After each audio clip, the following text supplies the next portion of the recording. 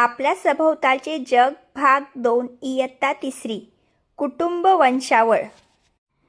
कपाटाची आवराआवर करताना वर्षाला तिच्या आईवडिलांच्या लग्नाचा अल्बम मिळाला।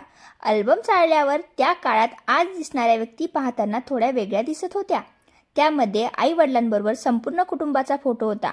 वर्षाने आपल्या आईला त्याबद्दल विचारले। आईने सांगायला सुरुवात केली।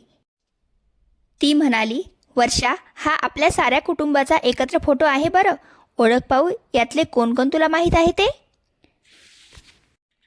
आई, या फोटोत कोण आहेत? वर्षाने विचारले। आई म्हणाली, वर्षा, ही तुझ्या वडिलांची आजी आहे। वर्षाला वडिलांची आजी म्हणजे तिची पणजी पाहून आनंद झाला। त्यामुळे तिला आपले आई वडील, वडिलांचे आई बाबा म्हणजे तिची आजी आजोबा आणि आजोबांची आई अशा नातेवाईकांचे फोटो पाहायला मिळाले। यात तिला आपले वडील, आजोबा, पणजोबा अशा 3 पिढ्यांची ओळख झाली। पिढी म्हणजे प्रत्येक कुटुंबातील आधी असलेल्या व्यक्ती। आता हेच पहा ना, वर्षा, तिचे आई वडील, आजी आजोबा आणि त्यांचेही आई वडील यांच्यामधून वर्षाला तिची कुटुंबाची वंशावळ करता आली। सांगा पाहू, मी कोण?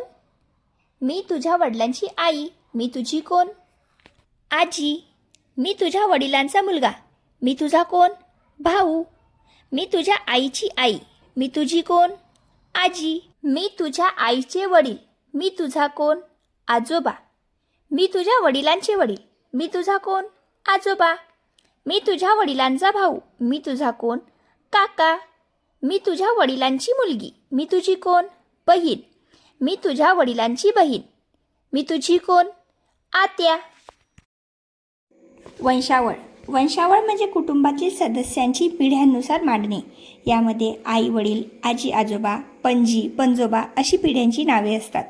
वंशावळ ही आपल्या कुटुंबाचा लहानसा इतिहास असतो। आपल्या कुटुंबाचा इतिहास वंशावळीतून कळतो।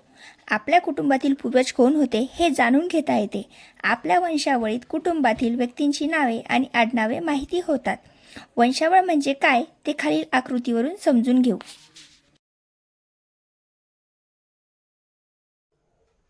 वंशावळीचा अभ्यास का केला जातो?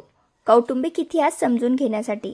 कुटुंबाच्या इतिहासाची व पूर्वजांची माहिती मिळवण्यासाठी आपण वंशावळीचा अभ्यास करतो। नातेसंबंध समजून घेण्यासाठी।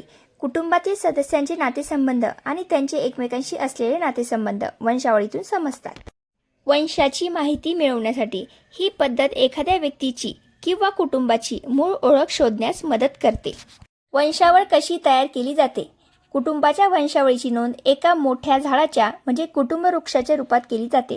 प्रत्येक नवीन पिढी जन्माला येणे म्हणजे वंशवृक्षाचा विस्तार होणे।